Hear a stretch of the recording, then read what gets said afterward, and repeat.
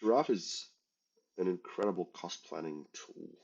Um, and in this video, I want to show you how you can use it to build a QS standard cost plan.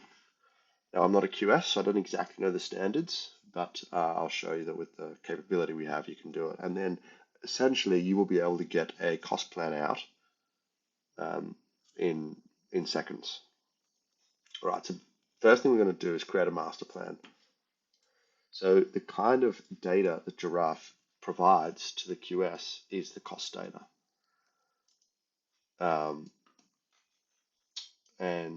Is the area data. And the area data comes from the master plan.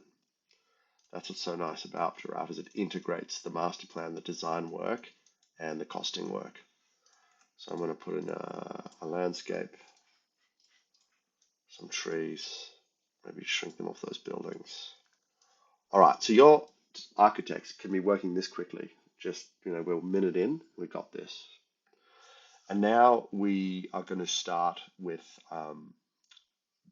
what is called Giraffe Analytics. So I've clicked on the abacus, the analytics, and I'm here. And actually, I'm going to backtrack. And just before we go, in Giraffe, every usage, which is the top right icon, has properties. And there's some user-generated properties, which we ship the default hard cost, soft cost, and sale price.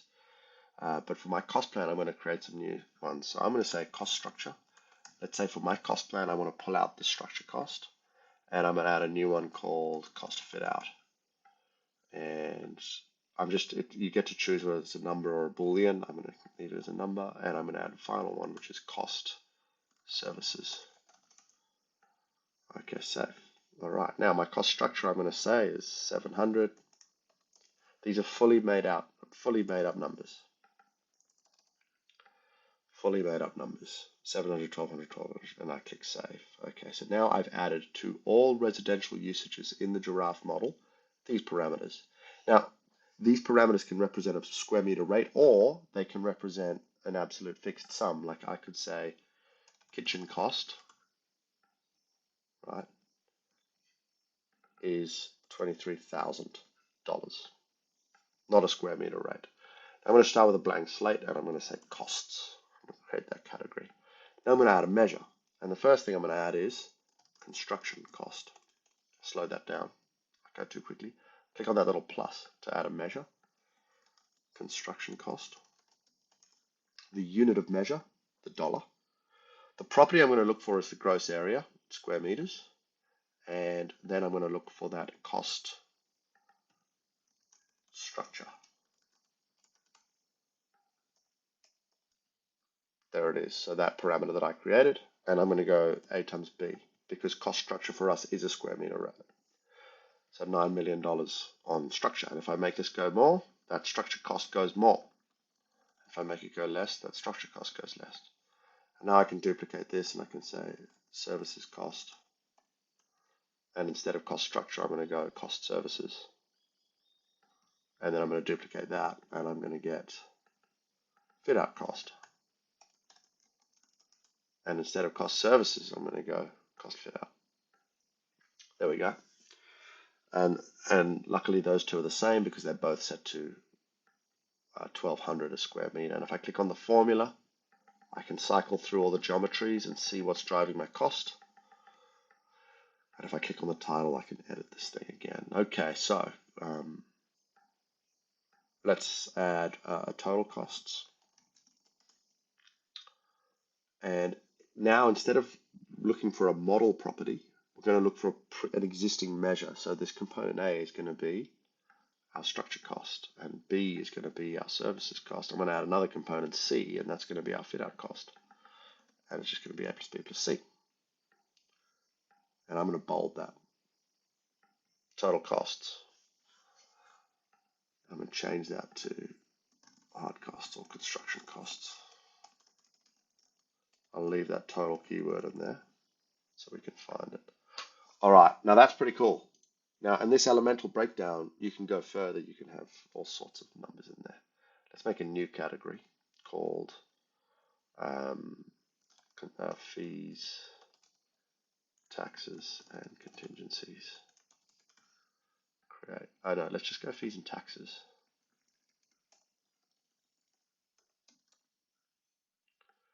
All right, and we'll add fees, and we're going to get a measure, and we're going to get total construction costs, and we're going to do this in dollars. So it's going to be A times 0. So it's 10% fees.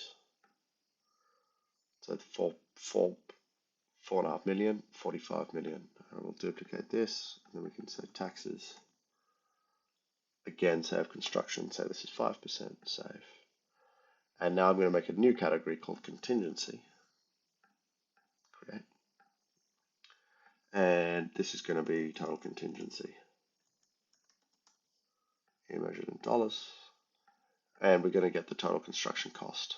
And we're going to get the fees. And we're going to get the taxes. It's just going to be A plus B plus C.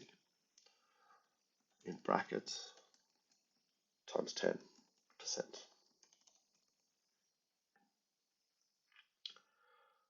All right. So now we've got this beautifully interlinked, connected plan, cost plan. Now, there's stuff in here that is secret for cost planners. So you can make tags, base build, and you can make other tags and other properties and parameters. And when you click the configure button and you export this thing, those tags are going to come out with them.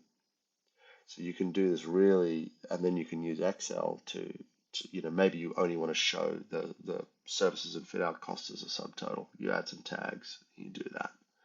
So everything that you need to do in terms of reporting these and breaking down these costs, Giraffe supports you to do. And I'm going to show you the magic now. This is the magic. So let's make a new option. Client comes back, says, old option, terrible, new option coming. Can we price it up again? We're calling this option 2. I'm just going to select everything on the default. I'm going to copy it and I'm going to turn defaults off, and I'm just going to paste it onto the option 2 layer. And I'm going to make it tall. Option 2, the back tower becomes the tallest. The front tower stays the shortest. And now what I can do, excuse me, is in the settings, I can split by layer and I can show default and option 2 together. Look at that. So option 2, 113 million, default 54 million. And that's because everything was already set up. The residential usage is already pulling the hard cost, the cost fit out services, etc. And so all that work's done for free. And next time you start a project, that work is done for free. I'm going to show you how that works.